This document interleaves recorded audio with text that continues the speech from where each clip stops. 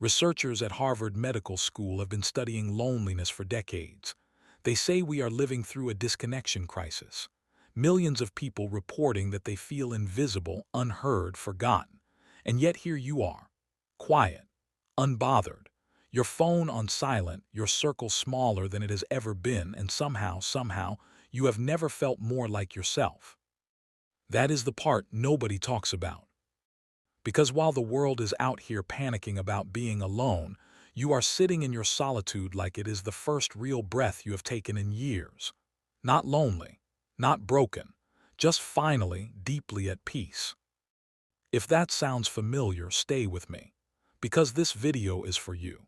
And by the end of it, you are going to understand exactly why you are the way you are, where it came from, and why it is not something you need to fix. If this is already speaking to you, do me a favor and subscribe right now. We talk about the psychology of people like you every single week on this channel. You belong here. Now let's get into it. There was a version of you that people absolutely loved to call, not because they missed you, because you always picked up. You were the one who rearranged your entire evening because someone was having a crisis. Again. You answered at midnight, at 2 a.m., at whatever hour, because that was just who you were. The reliable one, the strong one, the one who had it together enough to carry everyone else's falling apart. You were the peacekeeper at family gatherings, quietly managing the tension in the room before it ever had a chance to explode. You were the friend who remembered everyone's problems, followed up, checked in, showed up with food when nobody asked you to. You gave advice that people smiled at and then completely ignored, and then came back the following week with the exact same problem as if the conversation never happened. You did this for years, maybe your whole life. And nobody ever really asked how you were doing, not in a way that meant it. Then something shifted. It was not a big dramatic moment. There was no screaming match, no final betrayal, no explosive falling out that you could point to and say, that was it, that was the moment. It was quieter than that. It was a Tuesday or a random Sunday afternoon. Someone called and you looked at the name on your screen and something inside you just went still. Not angry, not sad, just done. And you did not pick up. The world did not end. They figured it out. Or they did not. But either way, you sat in the silence after and realized something that honestly surprised you. You felt fine, more than fine. You felt relief so deep it almost felt wrong, like you had been holding your breath for so long you forgot that breathing was supposed to feel easy. That moment was not weakness. That was not you being cold or cruel or broken. That was your mind finally doing what it had been trying to do for a very long time. Psychologist Dr. Stephen Porges developed what is known as the polyvagal theory. The idea is that your nervous system is not just one thing. It has different modes, different gears, and one of those gears exists for one reason only: to protect you. When your system has been overwhelmed too many times, when it has given and received nothing back, it does not ask for your permission before it acts. It shifts. It moves you out of connection mode and into something researchers call the dorsal vagal response. Conservation, withdrawal, stillness. Not because you have failed at relationships, because your body is guarding your energy like the finite resource it actually is. This is not a flaw. This is survival intelligence. But here is the deeper question. Where did your nervous system learn that people were something to be careful around in the first place? Because for most people who cut everyone off, this did not start in adulthood. It started much earlier than that. Maybe you grew up in a house where the mood could change without warning, where you learned to read the energy in a room before you even knew how to read words on a page. You watched faces. You listened to footsteps. You could tell by the way a door closed whether the evening was going to be okay or not. Psychologist Murray Bowen called this emotional cutoff.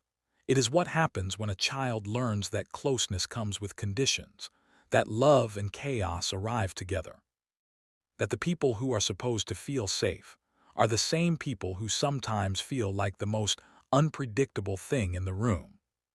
So you adapted. You became brilliant at sensing tension. You became the one who kept everything smooth, kept everything calm, kept everything from falling apart. And you told yourself that was just your personality, that you were just a giver, a nurturer, a strong person. But what you were actually doing was surviving. And the strategies that kept you safe as a child followed you into every adult relationship you ever had. And you can see it showing up in your life right now if you look closely enough. You stop explaining yourself when you walk away from people. No lengthy goodbye, no closure conversation, no final text.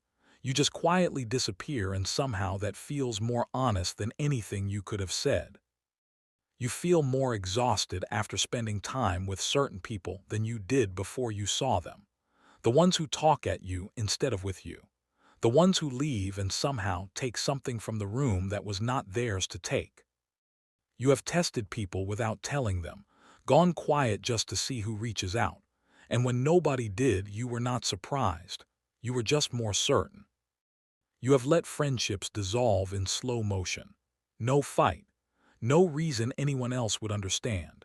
Just a gradual fatting that you watched happen and chose not to stop.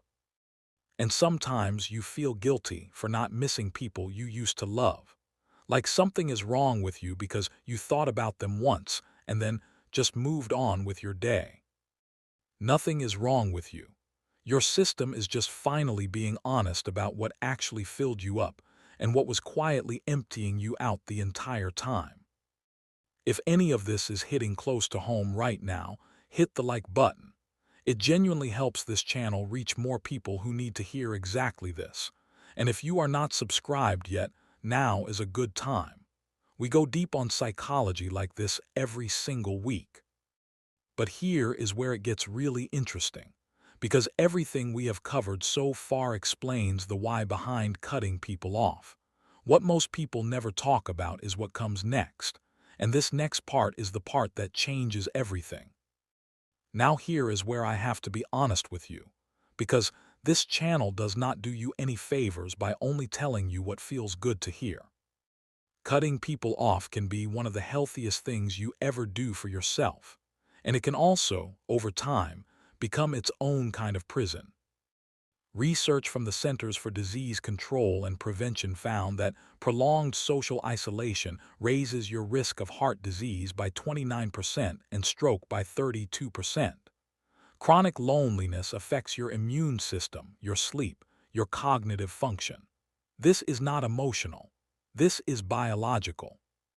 But here is the part of that statistic that most people skip over. The risk is not about being alone. The risk is about feeling chronically unsafe, chronically unseen, chronically without genuine connection. Being surrounded by the wrong people, people who drain you, who take without giving, who make you feel more alone in their presence than you do in an empty room, that is just as damaging, sometimes more. So the real question is not whether you should let people in. The real question is which people. Because there is a difference, and it is one of the most important distinctions in all of human psychology. Walls block everyone. The ones who hurt you, yes, but also the ones who would not. Walls do not discriminate. They are built from old pain, and they keep running long after the threat that built them has passed. Walls are not a choice. They are a reflex. Boundaries are different. Boundaries are built from something quieter and more powerful than fear. They are built from self-knowledge, from understanding what you need, what you will accept, what actually restores you, and what silently hollows you out. Boundaries are not about punishing people. They are about protecting the version of you that finally knows what peace feels like. If you cut someone off and felt relief, that is information. That is your system telling you something real. If you spend time alone and feel clearer, calmer, more like yourself than you ever do in a crowd, that is not something to pathologize. That is wisdom your body earned the hard way. You are not broken because you stopped performing closeness with people who never showed up for you. You are not cold because you finally stopped answering calls that only ever asked and never gave. You are not damaged because you chose silence over noise, quality over quantity, peace over performance. You are someone who learned at great personal cost that not all connection is safe. And you are still learning, maybe right now, what genuine connection could actually feel like. That is not damage. That is growth wearing a very quiet face. I want to ask you something before you go. Which part of this video felt like it was written specifically about you? Was it the childhood part, the moment you stopped picking up the phone, or the part about walls versus boundaries? Drop it in the comments. You might be surprised how many people in this community are walking the exact same road. And if this video gave you something today, subscribe if you have not already. Share this with someone who needs to hear it. Every single week we go deeper into the psychology of who you are and why you are built the way you are. The next video is already waiting for you. See you there.